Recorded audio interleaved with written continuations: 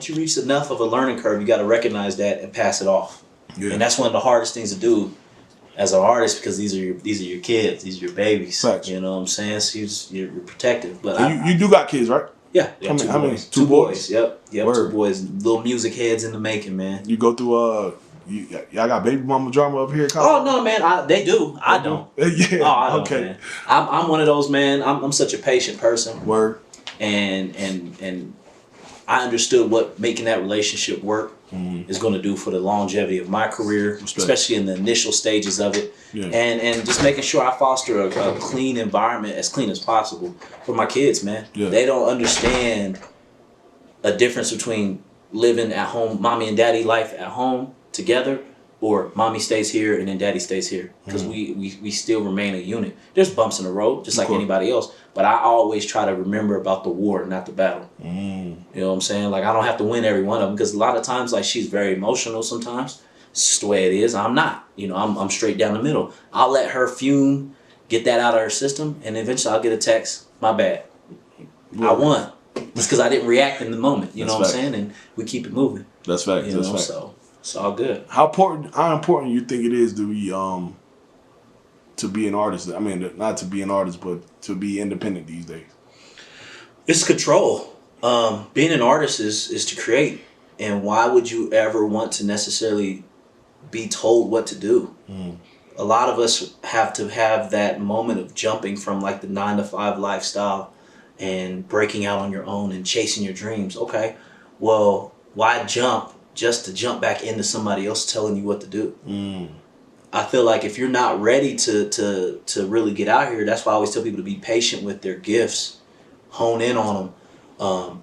Okay, you sing and you write. Well, learn how to tap a little bit on the keyboard, so you can learn how to create something or sample if you can't play anything. Learn how to do certain things for your own creatives.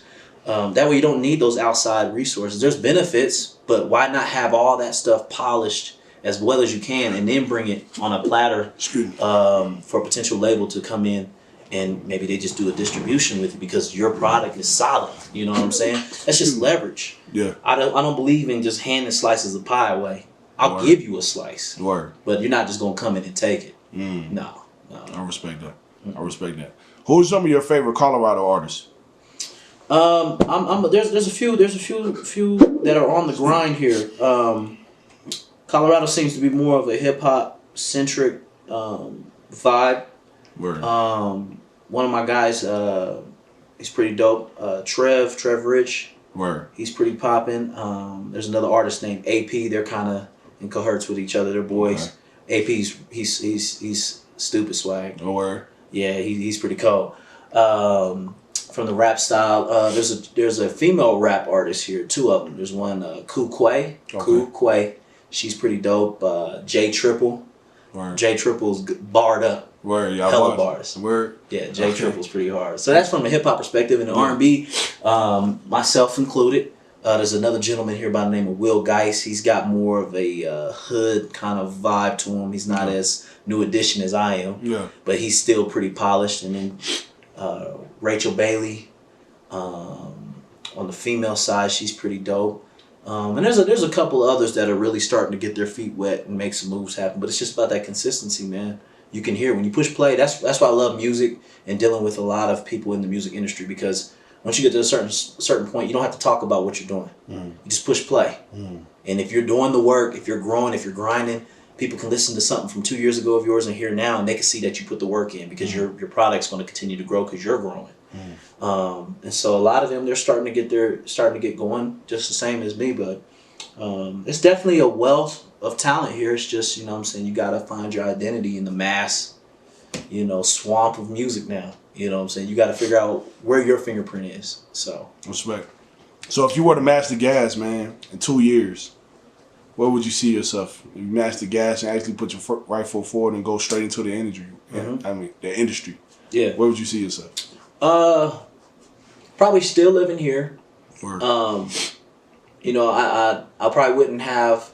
So I do Uber on the side, just a side hustle, just to keep everything rolling. Yeah, that's how we met you. You know what I'm saying? Yeah, I mean, you can tell them how we met. You're good. Yeah. So with Uber, man. Uber at first, man. A lot of people be like, "Oh, you're a taxi driver." right? You know what I'm saying? They try to water you down. But what I found out with Uber, not only does it pay ridiculously well because Denver is such a ride share friendly city, man. Like people, they call Ubers. It's a part of life here. Word. Everybody calls Ubers. Right. You know what I'm saying? So I've been getting Uber Eats a lot. Yeah, Uber Eats. So you can do both at the same time when you do Uber. It's not separate. Word. So I could pick a person up and then go pick up a Whopper in the very next ride. You know, that's $20. Yeah. 15 minutes. You know what I'm saying? So that's a good little side hustle.